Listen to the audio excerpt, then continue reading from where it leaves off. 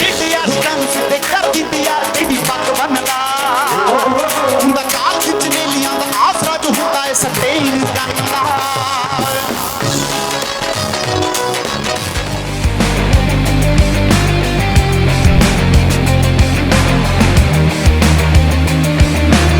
ਹਾਏ ਹੌਲੀ ਹੌਲੀ ਗਿੱਧੇ ਵਿੱਚ ਨੱਚ ਬੱਦਲ ਹੁਣੀ ਤੇਰਾ ਲੱਕ ਨਾ ਮਰੋਣਾ ਖਾਦਾ